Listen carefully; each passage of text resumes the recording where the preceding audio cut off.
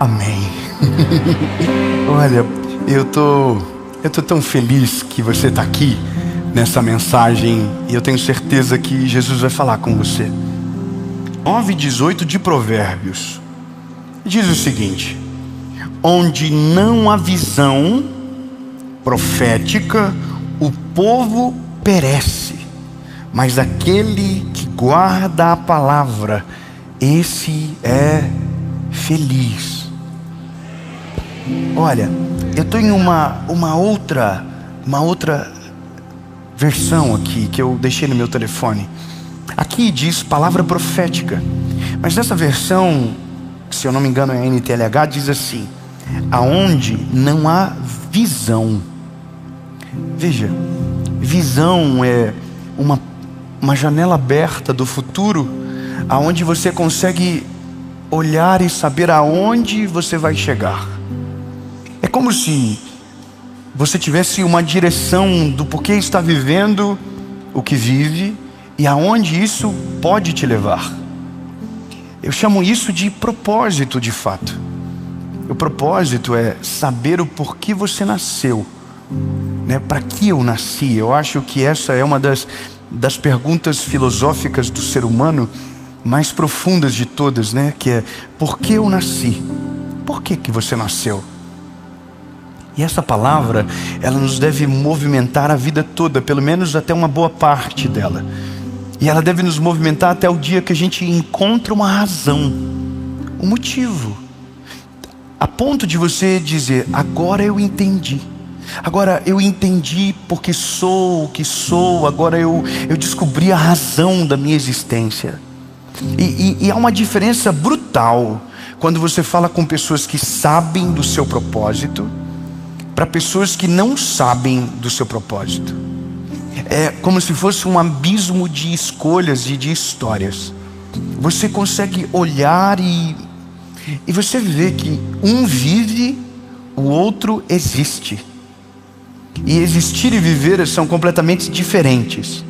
Quando eu digo que alguém existe, é alguém que não tem mais sonhos, não tem mais projeção, não tem mais perspectivas. Então basicamente ele se contenta com qualquer coisa na vida, e ele se move dentro daquela realidade até o final da sua vida. Então ele vai crescer, ele vai construir muito pouco, vai deixar quase nada de legado, e ele vai embora. E eu não estou falando sobre salvação. Não, essa pessoa, mesmo sem ter descoberto o seu propósito ou vivido de maneira excelente, ele pode ir para o céu no final. Porque a salvação não está conectada ao tamanho das nossas obras, não está conectada ao quão incrível a nossa vida foi. Não, pelo contrário.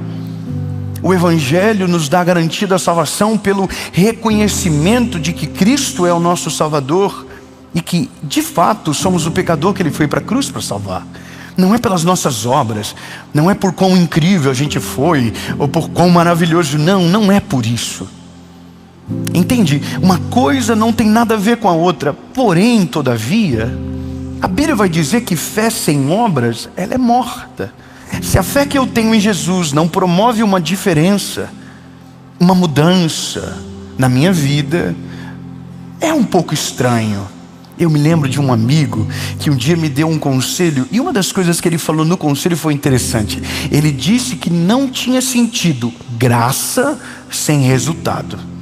E ele falou uma outra coisa engraçada. Ele disse: são duas coisas na vida que não fazem sentido e são distantes, mas parecidas. Ele dizia uma coisa. Ele falou que graça de Deus sem resultado não faz sentido, ao mesmo passo que um famoso pobre também não faz.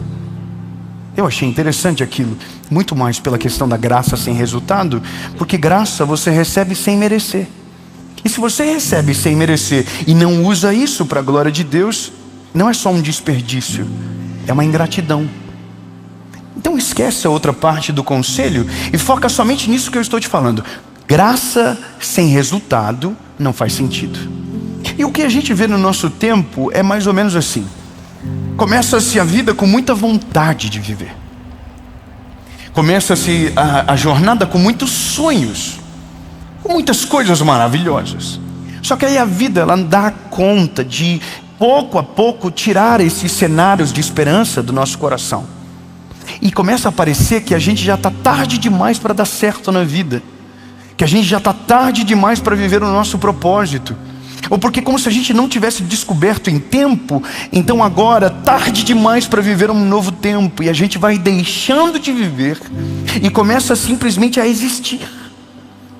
E se você parar para pensar hoje, a quantidade de pessoas que apenas existem e não vivem mais, ela é absurda. E são essas pessoas que apenas existem, que reclamam da vida, que estão o tempo todo com uma visão pessimista sobre tudo, sobre todos. Eles não têm coragem para sonhar, eles não têm coragem para dar passos ousados, eles não têm coragem para nada. Minha vida se resume a um calabouço de escuridão, aonde você acorda, trabalha e volta para casa. Acorda, trabalha e volta para casa. Acorda, trabalha, volta para casa. Se algo nesse relógio der errado, a vida acaba. Se essa roda não girar igual no outro dia, você já não sabe mais como reagir. Se o diferente se manifestar, você não sabe para onde você vai. Então por isso que a Bíblia está dizendo que se você não tem uma visão, você vai perecer. É como se o Senhor estivesse dizendo: se você não tiver um objetivo, você não vai chegar. Se você não tiver um alvo, você não vai conseguir. Se a vida com Jesus tem um alvo da salvação, e mesmo fazendo de tudo não poderia conquistar, porque o preço já foi pago na cruz do Calvário, só existe um objetivo na vida então. E o meu objetivo de ser salvo já foi completo em Jesus mediante o meu arrependimento. Então qual é o objetivo? Construir uma imagem de Cristo que inspire as pessoas a amarem a Jesus a partir da nossa história. Por isso que a Bíblia vai dizer que o chamado de todos é: ide e pregai o evangelho a toda criatura. É como se Jesus estivesse dizendo assim: você já me conheceu? Então agora acelera o passo e começa a fazer quem te conhece e conhecer aquele que você conheceu. Me faça conhecido. E não existe nada mais poderoso na vida do que fazer Jesus conhecido a partir das nossas obras.